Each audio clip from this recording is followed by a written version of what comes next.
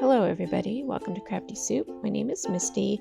Today's project is a layout process video as part of the design team over at the Counterfeit Kit Challenge, and we are working with a sketch this time around, and that sketch was part of the SET magazine, and I'll put a link to that sketch down below.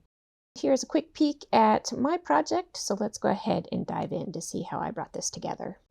It just so happens that the sketch has snowflakes in it, and I happen to have some snowy photos to work with. Now, my photos aren't the same size as in the sketch, so I'm going to try and put them into groupings that kind of mimic the sizes of the photos in the sketch, and working with paper blocks to fill in that rest of the space like the sketch. I'll show you how I approach that. So the first place I start is just gathering up the supplies for my counterfeit kit that I think will work. Definitely I'm a wood grain girl, and I want to use up this snowflake print that I created myself. And if you haven't seen that, I'll link you up to that. It's just a stamping background with some snowflake stamps. So as I'm looking through all of my supplies, I'm trying to find a paper that I can match those groupings of photos on, and this calm blue grid will work just nicely for that. With that all done, I turned to my snowflake paper. I did trim some off of the top, and now I'm kind of centering it from top to bottom so that I have a border around of that wood grain paper. And I did cut it down to, I think, 5 inches on each side. I can't quite remember, but somewhere along those lines. I don't think it's quite 6 inches. At any rate, the sketch had a bunch of blocks with photos and pattern papers, and I'm going to kind of shift my blocks around a little bit. So instead of having a vertical block for journaling and titles, I am going to have a horizontal one down at the bottom. Now, moving past that, I am going to use some stenciling paste as opposed to a pattern paper block behind my photos. And here I am messing around with stencil paste, trying to decide which one I want to use. I do settle on that kind of white glimmery one, and when I went to use it, it was all dried out, so I did have to go to my stash and pull out a totally different paste. And you can see that original paste is still sitting on my desk, but I will change that up in a minute. I pull out my stencil in the meantime, which I went with just kind of a foliage stencil, and I believe that one is a Vicki Boutin stencil. Now I'm going to prep my paper so that I don't over stencil this paste on the rest of my project, and I will do that with scratch paper and a combo of some masking tape there, which is just the blue or the mint tape from scrapbook.com. And here is the paste I'm using. It's from Gina K, and it is it called Glimmer paste or glitter paste? I can't quite remember, but it is very sand-like in texture, and it starts drying really quickly. So I was finding that I had to work in small sections with this paste and really kind of squeeze it down into the stencil and kind of mush it into the stencil to get it to flow. Now, this is a pretty detailed stencil. Maybe other shapes of stencils wouldn't be as much of a problem. But eventually I get it to work, and I can pull away all of that protective masking area and also stencil on the other wood grain paper, which I'm going to skip over here because the process is the same. So I am moving on to creating my embellishments while that stencil paste dries. So these first embellishments, I'm doing some die cutting with a foliage die from scrapbook.com. That's their own branded product. And here you can see the negative. I am saving the negative pieces because I thought they were pretty, and then I do put them, or at least one of them, to use. I have moved on to some watercolored snowflakes. Pardon me. I am just making marks on this watercolor paper that I had cut an embellishment out of previously, and just making interesting different marks, and I'll show you what I do with that in a minute because I need to let that dry before the next step. Then I go back to my blue grid paper. I'm going to make some textured pieces with my embossing folder. This is a sweater embossing folder. I did mist that in order to emboss it without it cracking. I don't usually have a problem with that embossing folder, but sometimes you can, and so I find a little mist helps keep it from cracking. So I am back to that watercolor paper, and I'm stamping some snowflakes on there, and this is a Lawn Fawn winter snowflake set, and if I can find the link for you, I will put that down below.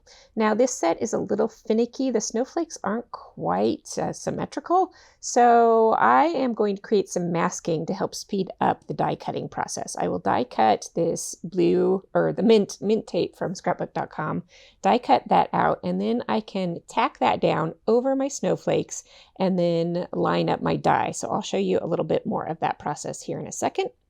Here is the snowflake, and I can rotate that mask until it matches the snowflake, and then I can slip my die in there and rotate it around until it kind of clicks into place with that masking, and then I can go ahead and do my die cutting. And here I am back with the die cutting done. Again, I'm going to save some of these negative pieces by punching and cutting them out for other projects. So now I've got a handful of embellishments that I can add to this layout. I like some of them more than others, depending on how the watercolor ended up underneath the stamping, and it's a little hard to tell until you actually get to the finished pieces, but just make a whole bunch and then you can pick your favorites. With that textured piece done and dry, I can punch that into shapes, and these are all going to be the foundation of my embellishment clusters. So I'm putting a little sample cluster together here with foliage, snowflakes, and the textured circles, and then I'll show you how I put those to use on the finished layout. Here is the texture paste all done and dried. Now, I said it was drying really fast, but on my project, it did take overnight, so I did have to come back the next day to finish this layout. The next part is creating that title block. Like I said, instead of it being vertical, I am turning it horizontal. Parts of the sketch had textured edges to their paper blocks, so I am creating some textured edge with a border punch, and that is kind of a spiral binding punch. I am going to overlap it to the second page, and I think with double page layouts that helps draw them all together into a unified layout, even if, like I'm doing here, I'm using 2 different wood grains on both pages because I didn't have 2 of the same wood grain. Those little elements can help draw the pages back together, even though my design is pretty well balanced between the pages. Anyway, the little detailed touches help along those lines. So I'm going to stamp some journaling lines on this vellum and let that dry. Now, I should know by now not to use this ink pad, which is a Versamark ink pad, on vellum because it tends to bleed out as it's drying, and that happened, but it wasn't too bad, so I just left it in the end. At any rate, I have moved on to adhering the second piece of vellum on my right-hand page, and because that one, at this point in time, I wasn't sure how much embellishment was going to be on top of that one to hide glue, so I did use my special vellum adhesive sheets, and I can link you up to those if you're interested in those. I have a new vellum adhesive, but I haven't tried it much yet. At any rate, I have moved on. Because these photos are going on top of that lumpy, bumpy texture paste, I do want to add some foam to help even out lumps and bumps, and I do need to end up adding some liquid glue to the back of that later because the foam did not want to stick to the texture paste. With everything adhered for the base of the layout, all the photo blocks and whatnot, I am moving on to the embellishments. So as you watch me through this process, I'm just going to create a visual triangle of 3 embellishment groupings across the double page spread, top left corner, middle of the layout, and that will span across both pages, and then upper right corner. While I finish up those clusters, I just wanted to remind you guys that I am having a celebration hop on Saturday. My channel hit 2,000 subscribers back in December, and I organized a celebration hop back then for after the holidays. And in that time, I've actually gone beyond 3,000 subscribers. So that is super exciting and fun, and I'm looking forward to the hop on Saturday, and there will be prizes. Not only did I film a video with 3 prizes included in it, but I've since then have one of my hop participants offer a 4th prize for a random extra goodie in the giveaway. So I appreciate that from her. I hope you will join all of us, my crafty community and me, on the celebration on Saturday. All right, skipping through some of the gluing, I am finishing up the final little bits on this layout, and here is where I use that negative piece from the die cutting.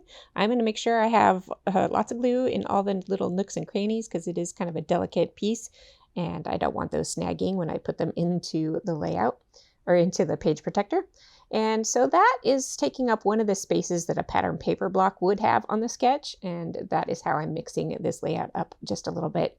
And then the very final detail on this layout is going to be a little bit of stamping. Now, I did have a little bit of a challenge finding colors that worked against that wood grain paper. The first stamping I'm going to do is on the blue, and that went well. The other stamping was on the vellum on top of the wood grain, and then on the wood grain itself on the right-hand page. And those took me a little while, and I had to redo them a couple of times. And luckily, I was able to just kind of stamp right over the top with a new color and got that working that way. But I cut that out of the video for you, so you didn't have to watch me struggle with all of that. But I'm going to tell you and be honest. So here is what the one looked like before I had fixed it, and here is what that side looked like after I had fixed it. I had come and stamped over it with that navy ink. And then over there, I ended up using kind of a mushroom brown ink on top of that one. And that finishes up the layout today. This one was a little bit longer than usual because I did create my own mixed media and made almost all of my own embellishments this time around. So that does take a little bit of time. And I always try to have a balance between longer layouts with more homemade things and quicker, faster layout with more pre-made store-bought things. So I hope you enjoyed seeing some of my homemade embellishing style. And don't forget about that celebration hop on Saturday. I will be back with you next week with more of my regular crafty schedule. Until then, have an artful day.